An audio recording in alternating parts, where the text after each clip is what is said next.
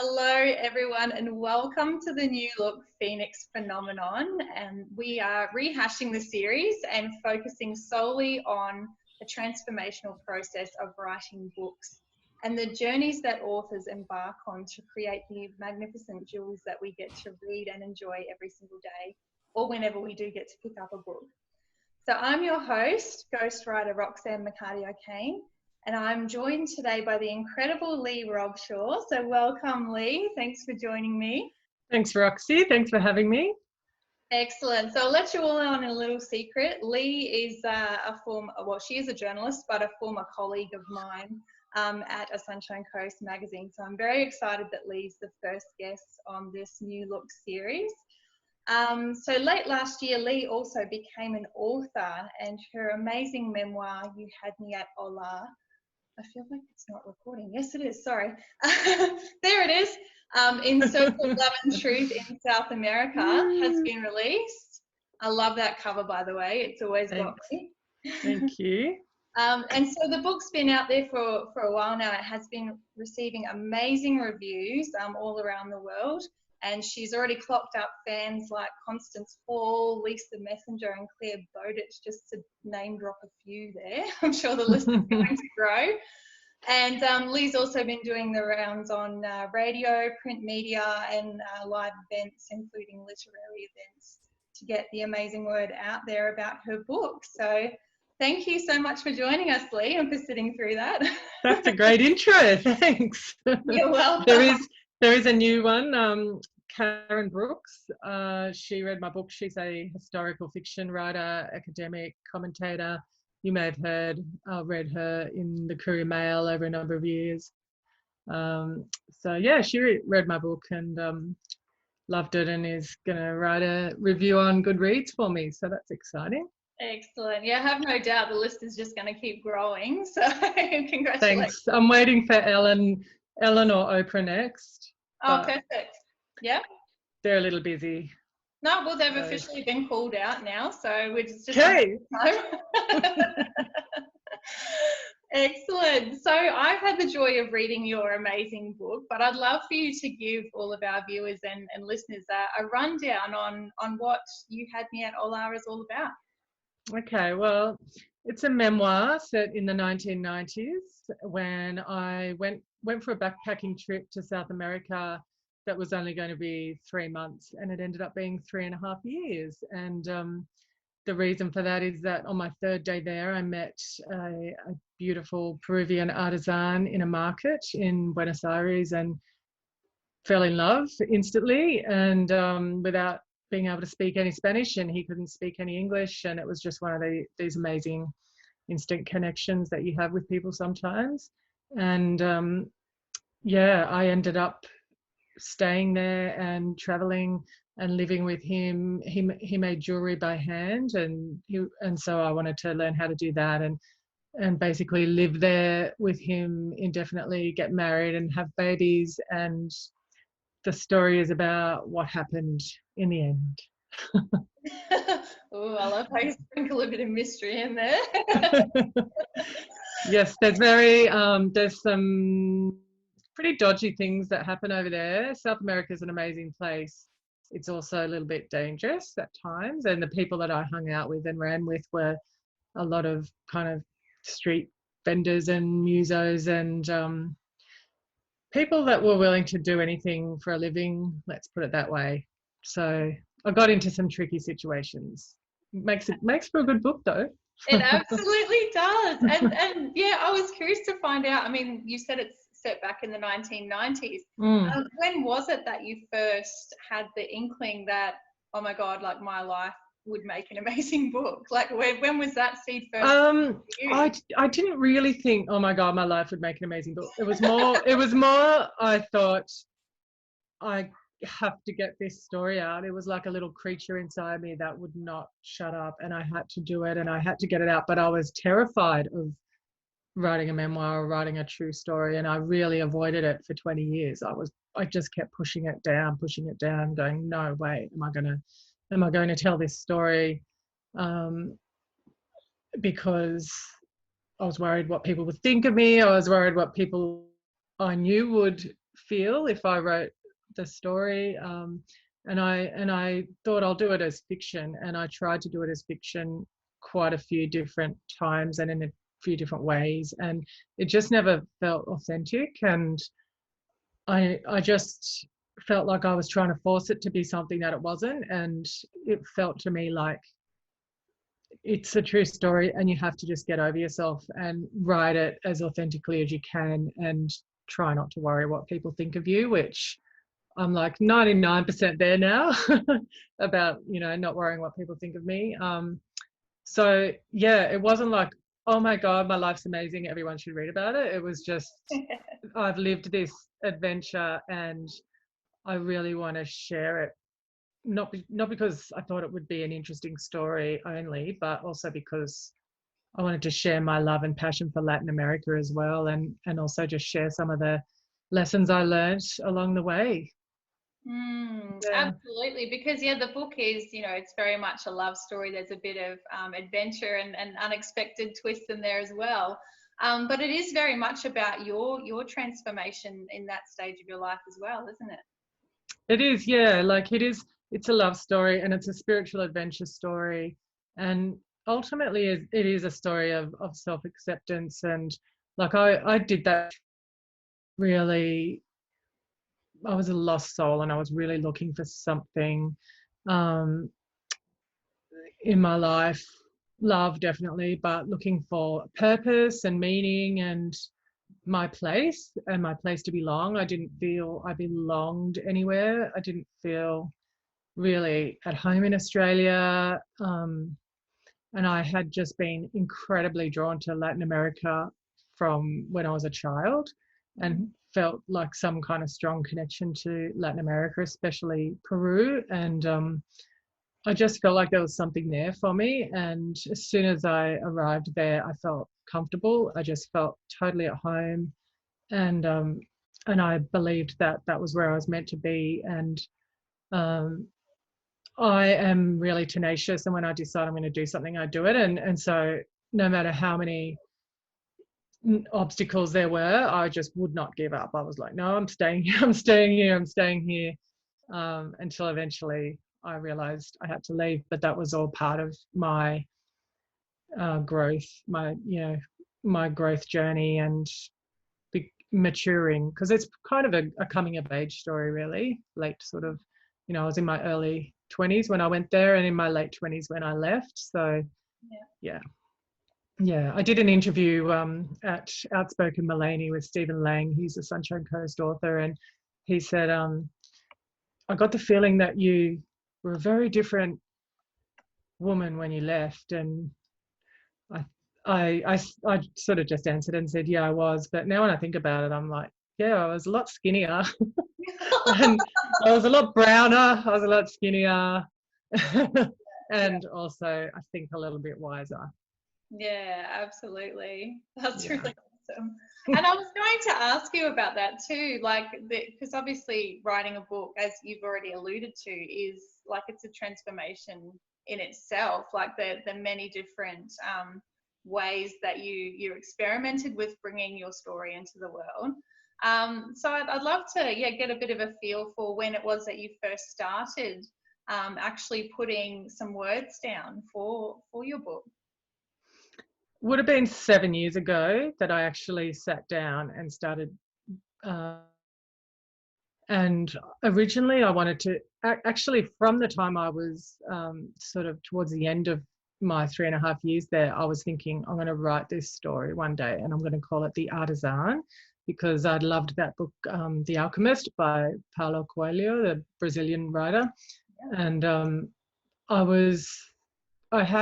I wanted to sort of copy that fable type style, and I started writing about 7 years ago in that sort of fable-y tone, and it just it didn't seem right, and so on and off for 7 years I would do a bit and then I'd put it away for long periods of time, like a year. And I guess about a year and a half, 2 years ago, I really just went, that's it. I'm just going to sit down and write it as if I was writing to a friend. and the writing will come out as naturally as possible if I do it that way. So yeah, I'd say on and off over 7 years, but like really solidly it would have been like the last 2 years. Awesome. And what was the catalyst, if you don't mind sharing, what was the catalyst in you switching from, you know, I don't want this to be about my story or my experiences because I'm worried about what people will think, to then going, you know what, I need to be authentic and this needs to come like straight from me?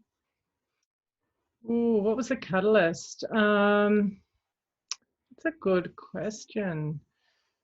I think just a lot of, I don't think there was one catalyst. Like I met with different writers and mentors, and one person was Stephen Lang, actually, who I met with and had a coffee and said, I don't know how to write this book. I've got this story.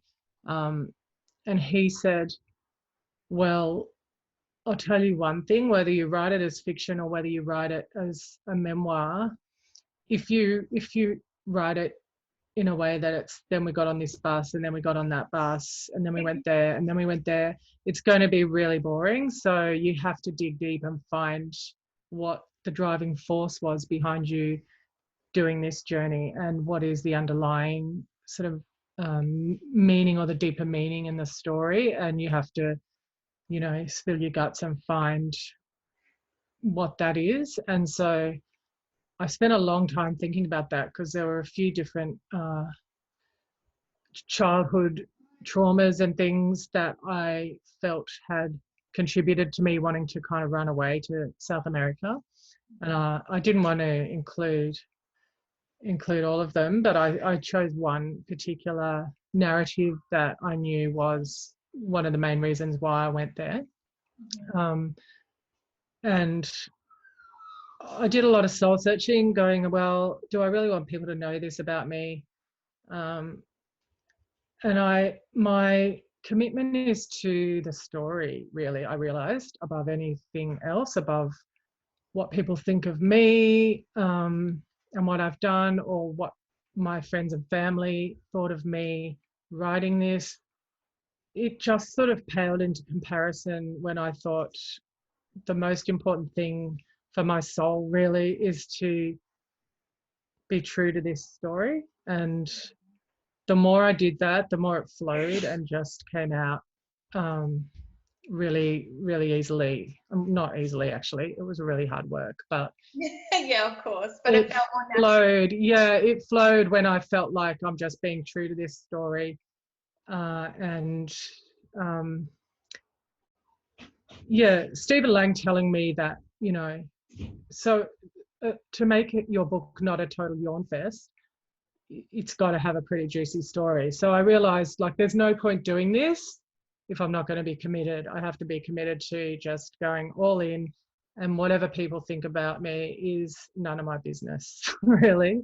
Yeah. So, you know, you've heard that one before. So, yeah, it was a gradual process of letting go of what anyone was going to think of me. And I think any writer or artist or anyone creating anything will have to get to that point to be able to be true to their art form, because any type of art form, you're kind of putting your soul out on a plate for the world to eat and spit out or eat and enjoy. So you can't really, you've just got to do it and put it out there and then hope some people like it. And, you know, I've been really amazed at the feedback. Like my biggest fear was, what if people say it's shit? What if people say it's, you know, I'm a bad writer, or it's a boring story, or I'm so up myself writing this story, or whatever.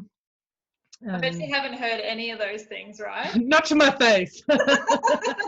Maybe some people have said that, but yeah, not that I know of. So yeah. Did I answer the question? I don't know if I did. Yeah, no, you did. Yeah, I've got another one. I think there were lots of little catalysts along the way, actually. Yeah. No, that's great. And you mentioned that, you know, even the process of, yes, I'm going to be authentic, and really look at the underlying things and, you know, all of those little veins that build up the bigger picture. What was that process like for you too? Because I imagine, you know, and I've seen with the authors that I work with as a ghostwriter, that the more you focus on things and try to understand, you know, how you got there, why these things happen, that so many light switches are getting turned on for you that you may not, and things that you may not have thought of before are becoming, you're realizing them now.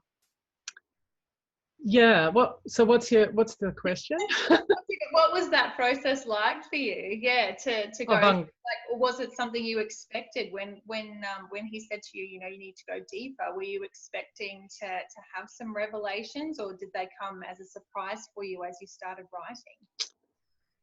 Yeah, a lot did actually. I mean, I worked with a mentor as well, a writing mentor, who helped guide me in that way, because you sometimes don't know what aspects of your story are going to be interesting to other people and what aren't, or what are going to be helpful and what aren't, and what to include and what not to include. So I did have an amazing mentor that helped me work through that and helped me narrow down the sort of some of the central themes. So I did a lot of sort of background work, like Joseph Campbell's The Hero's Journey. That is something that I looked at a fair bit in terms of that character arc of the hero's journey. And you know, there's a lot of famous stories, like Star Wars is based on the hero's journey, and lots of pretty well-known stories. And I didn't stick to that model exactly, but it was good just to have it in mind as a bit of a framework, I guess. And so I did have quite a good structure and quite a good outline in place before I started writing, down to how many chapters I would write and how many words would be in each chapter and that sort of thing. I had a rough idea. And then as I started writing and going back to my past and things like that, I did have some big realizations about people in my past, and was able to let go of some past resentments, or have a deeper understanding around why some people did what they did, or everyone, I think, is on their own journey. And I sort of came to a realization that not everyone is, you know, out to get you. Like I sort of, I have a different mindset now about, you know, most people are trying their best, and you kind of have to give people the benefit of the doubt and learn to forgive, really. So that's sort of where I came to. So it was it was quite a cathartic process, actually, working through all that. And I don't know if I've answered that question either very well, but Yeah, no, you have. That's amazing. yeah. Because I think what my experience is with the authors that I work with is that, you know, they come at it like, I just want to write a book and it's about putting words between two covers, but it's actually so much more than that. And I can see that's definitely been the case in your journey as well of creating your book. Yeah, you have to be willing to let it be an organic process as well as a structured process, and like, for a book to resonate with people, you have to touch on some universal truths. So they don't always come out when you want them to come out. So sometimes it's a matter of just sitting at the computer and doing it, or speaking it, recording it, however you do it, being interviewed. And as you talk, sometimes the ideas come to you. And one thing I did that helped me, that I'm now using for the second book, that is the follow. It's not really a sequel. It's sort of it's going to be a separate book called the Playa, Carmen Diaries, based on The Artist's Way by Julia Cameron. So that's a book about uncovering your creativity, and part of that course is doing morning pages, where you first thing you do when you wake up is write 3 pages freehand in a journal without stopping, whatever comes into your mind. So it's stream of consciousness. And I did that when I was living in Playa, Carmen in Mexico, which comes at the end of my book. And so I have lots and lots of journals. I kept journals the whole time I was there. But this one was particularly good because I had 3 pages every single morning of, through doing these morning pages. And so consequently, like, I've got a pretty much the second book there. I'm transcribing it and just leaving out the boring bits. And but doing that artist way is another good process for allowing stuff to come out that might not otherwise come out. Yeah. Absolutely. And were there ever times, because obviously you mentioned you've kept diaries, you had that there to refer to, but were there ever times where you were trying to recall something and maybe it wasn't just coming back to you as nicely as you would have liked it to, or there was some kind of blockage that you had to work through in the process of bringing your book to life?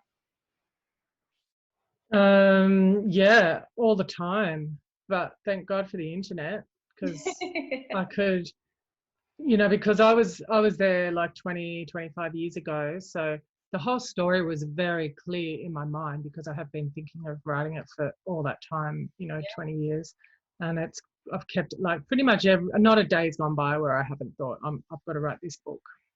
No, you don't write it, you don't want to do that. Yes, you do. So I've kept that story clear in my head, but yeah, of course, details, like, you need juicy, rich details. So for descriptions of places, I had photos.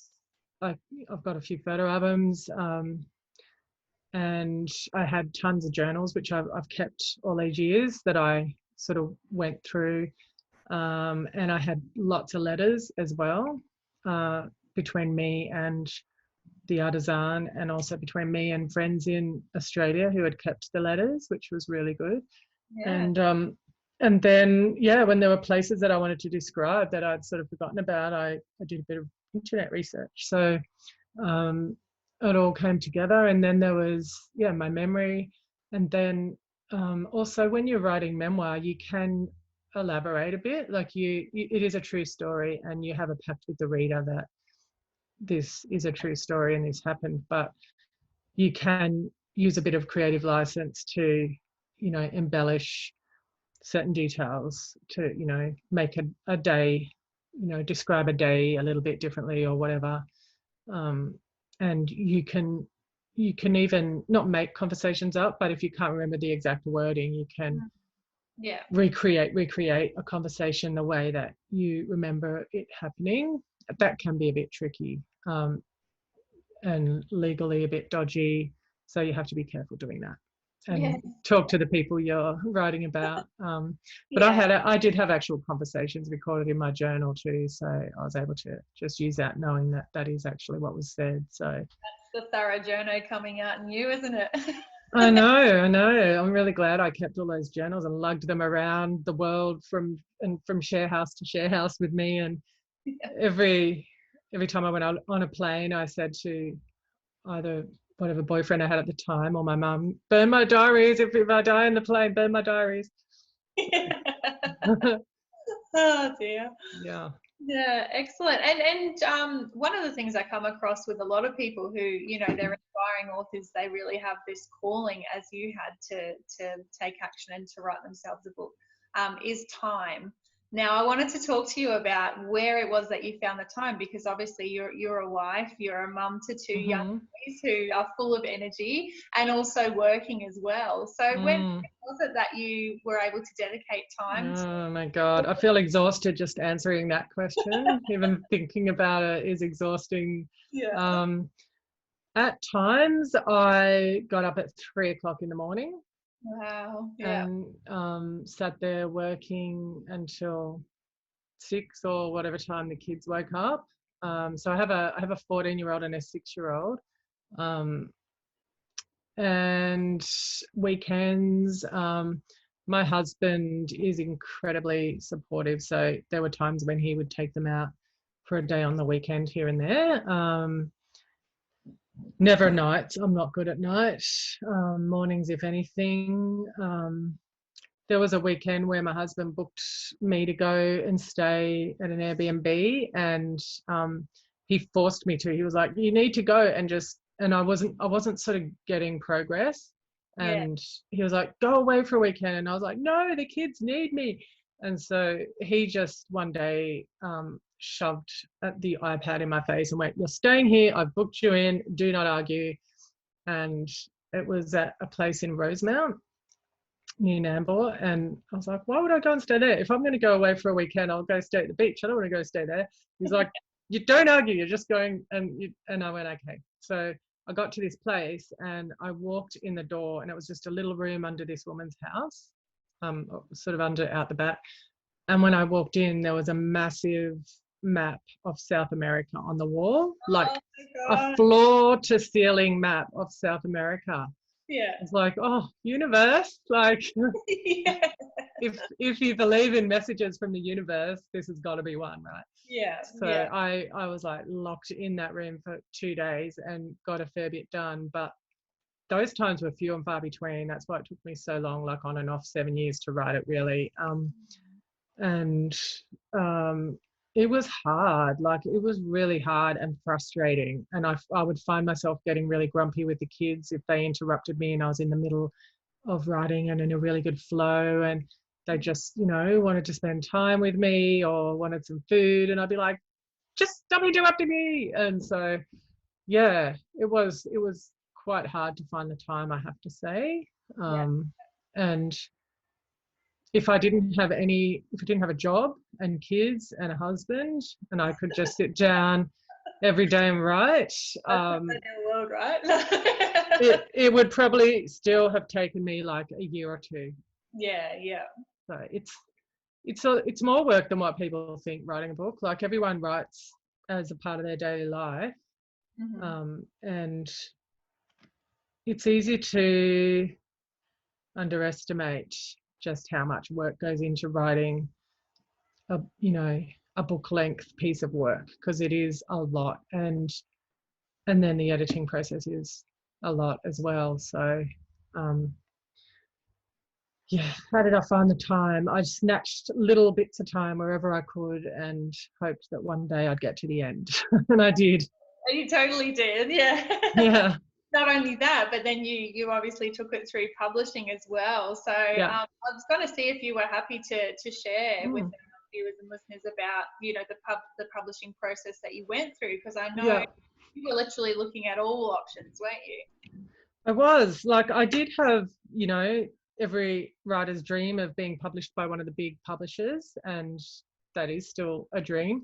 But in my research, and I do have contacts in the publishing industry, I was told that to try and get a publishing deal as for a memoir, being an relatively unknown writer, you've got Buckley's, really. You could spend years written it. I just want the book out. And I did send off to a couple of the ones like Pan Mac, and they have like these Monday pitches or Friday days where they will supposedly look at submissions. I don't know how many they look at. Apparently they get tens of thousands. So I can imagine. Didn't hear back from those.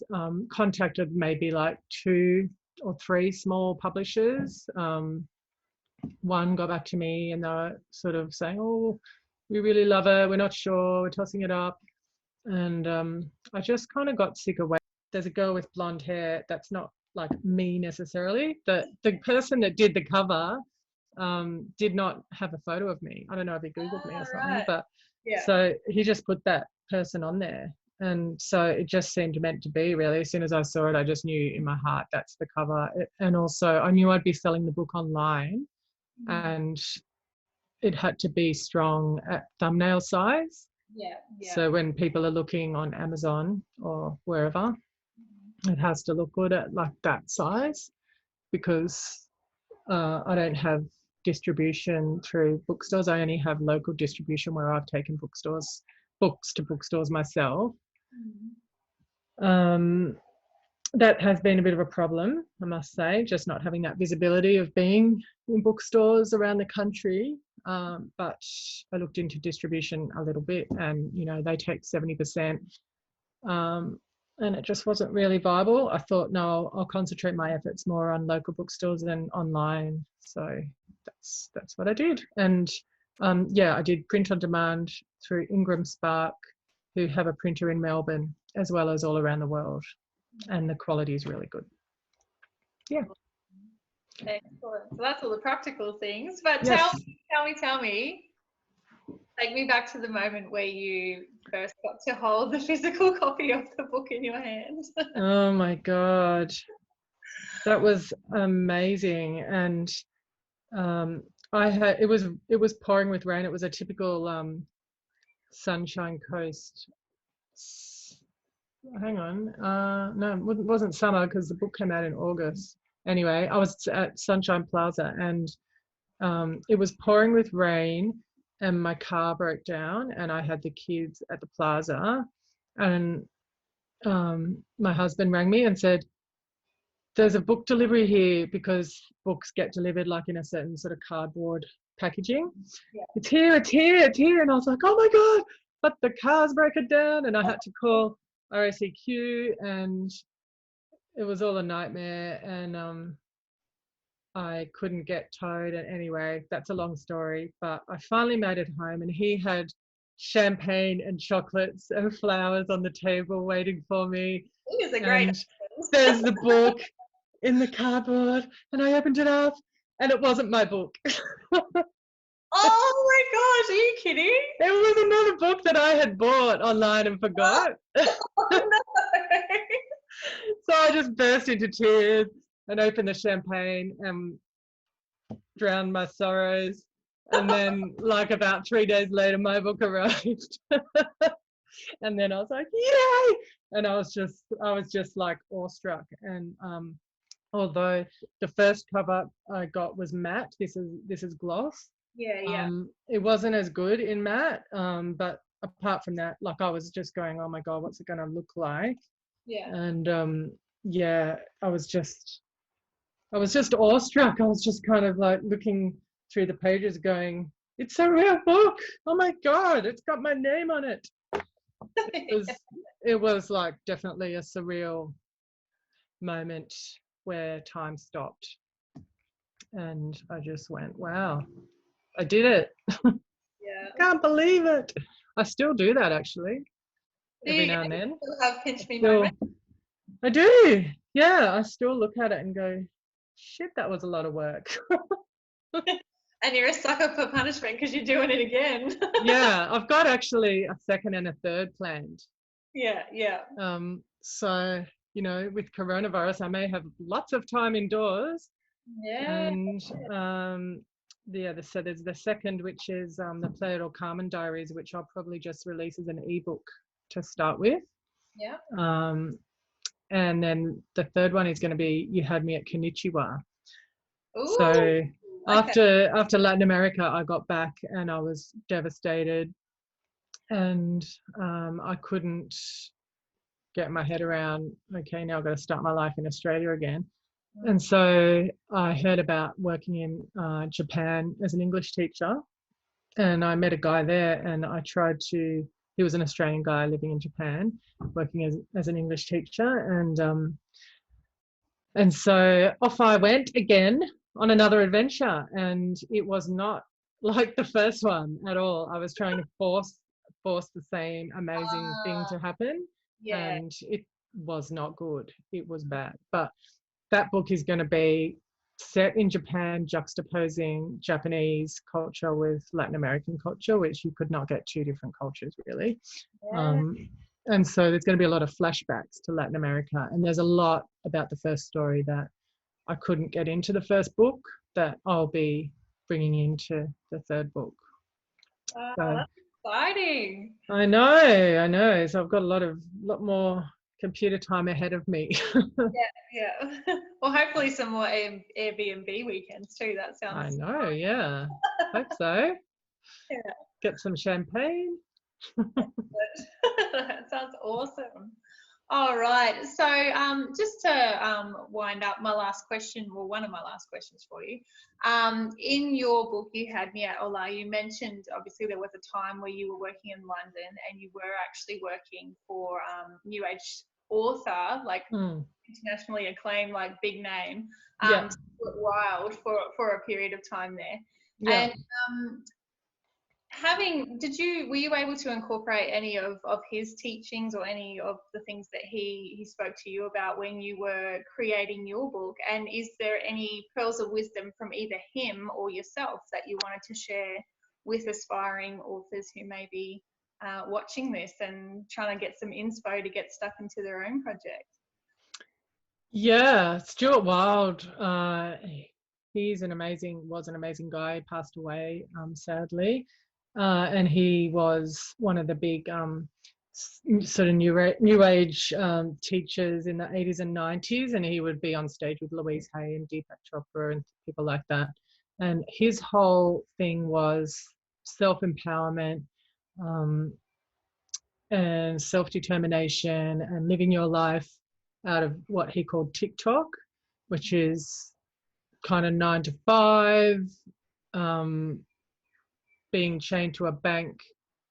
Not that there's anything wrong really with, most people have a mortgage, but being stuck in a job you hate, so that you can pay off a lifelong debt to a bank and all this sort of thing. He was all about freedom. He followed Taoism and incorporated a lot of those teachings, and a lot about wealth and abundance and bringing that into your life. I had a really full-on poverty mentality because I'd grown up with a pretty poor background and very working class, and he really changed that. Working with him, that was probably the biggest change, because I wouldn't allow myself to, I just had that poverty mentality where you don't feel you're ever going to have enough, and so you don't splurge on things, or you don't treat yourself to anything, or you're trying to hold on to things too tightly. And so he really helped me see that the universe is full of abundance everywhere you look, and it's about believing you're worthy, and sort of tapping into your true soul purpose, I guess, and your true reason for being here, and following that. And I was like in my mid-20s, and I was a journalist in Sydney when I left, and had, in my last year of uni, was already working as a journalist, and had good jobs that I left behind, and went off, doing this indefinite trip while other friends were building their careers or saving money to buy a house and things like that. And he just said, you're doing the right thing. You're really drawn to be traveling in South America and doing what you're doing and having these adventures, and you should just keep doing it. So, which was very different advice to my parents. I mean, they were supportive too, but I guess part of them was like, how many years are you going to stay over there? Don't you think you need to get your life, on track? But he was very much about following your soul purpose or your heart's desire, or finding your creativity and what lights you up and what gives you joy in life, and then trying to make an income out of that. And he was all about passive income as well, so trying to have something that you create that will make you money while you sleep. So a book is one of those things. If you, have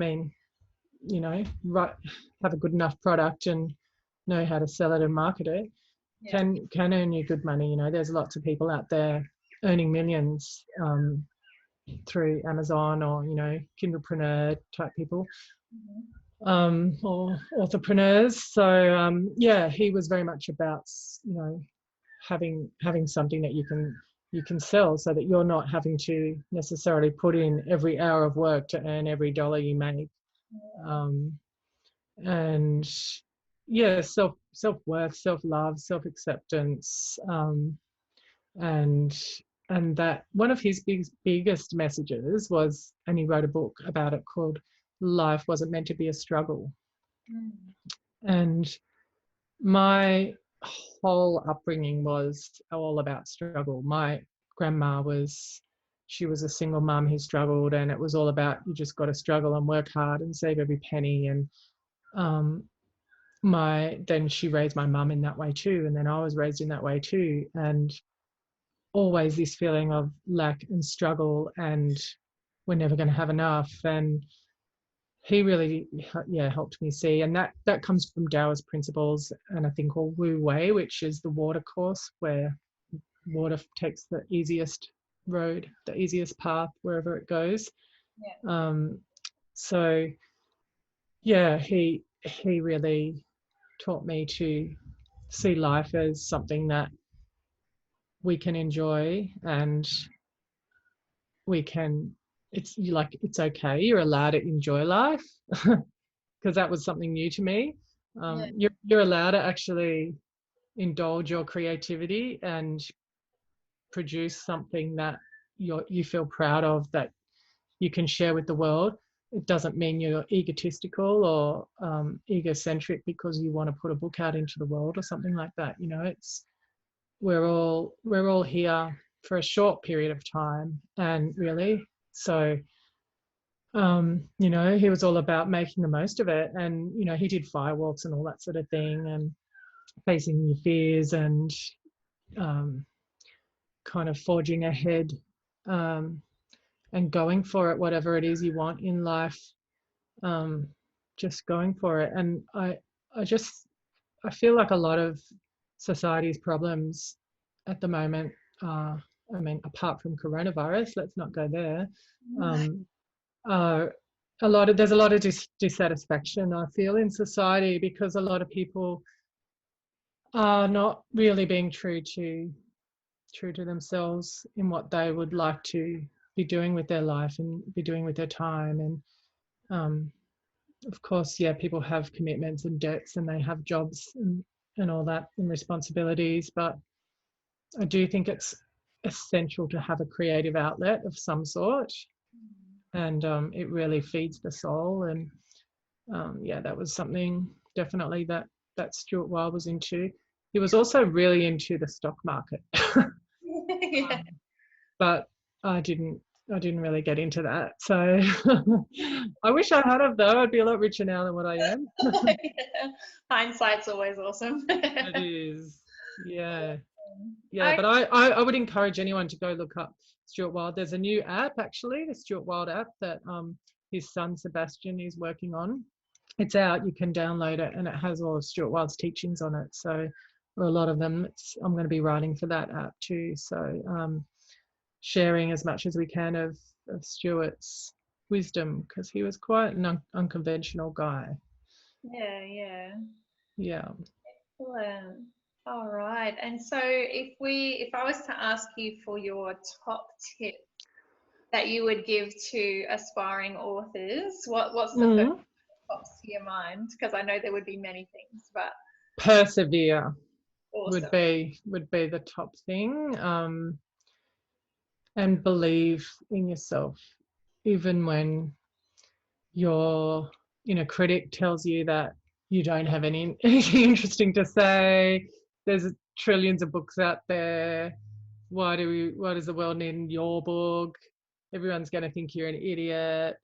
You have to, if you have that deep inner yearning, that that real drive that you just cannot ignore, and that voice that keeps telling you have to share this story, you have to do it. You just have to listen to it and do it, and persevere, because we're not here for very long. Just do it and get it out. Like, what's the worst that could happen? Like, maybe some people think it's dumb, and probably 99% of people will love it. And or even if 50% of people love it and 50% of people think it's dumb, who cares? Like, or even if 10 people, like, I had to say to myself, like, if the whole world laughs at me, but like 3 people love it and it helps them in their life somehow, whether they learn something, whether they just find it entertaining, or informative, or whether it inspires someone to go to Latin America and have an amazing adventure, or whether it inspires someone to just follow their heart down a crazy path and do something that they'll remember when they're on their deathbed and go, wow, like that was cool, I did that. Yeah. Then if only 3 people get that and everyone else thinks it's dumb, then that's good. I actually put something out into the world that helps some people. And I've already had quite a few people contact me and give me stories about, oh, thank you, you helped me face a truth that I wasn't ready to face. Or, Yeah. you know, you get these stories from people, and, you know, I'm no Elizabeth Gilbert and I haven't sold 15 million copies, but I know that my book has touched a few people. So I would say authors just persevere and do it, because life's short. Might not be here tomorrow. That's it. Yeah, no, Yeah. thank you. That's beautiful. And yeah, and I know for a fact that your book is going to touch many, many, many more than 3 people in the world. It's a beautifully written journey, and I loved every second of it. So, how Thanks, can people Roxy. get a copy of You Had Me at Hola into their hot little... So they can find it at all online retailers like Amazon, Booktopia, Book Depository, Barnes and Noble, all the overseas ones like Waterstones and Foyles, and I sell them through my website as well, which is leighrobshaw.net, either paperback or ebook.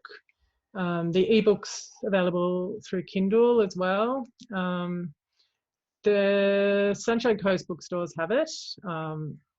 So anyone that lives on the Sunshine Coast will know the ones to go to, the independent ones. And yeah, mainly all the online retailers. So if you just Google, there is actually another book coming out with the same title this year. Oh, no. So her book will probably come up. She's a New York writer called Alexis Daria. Yeah.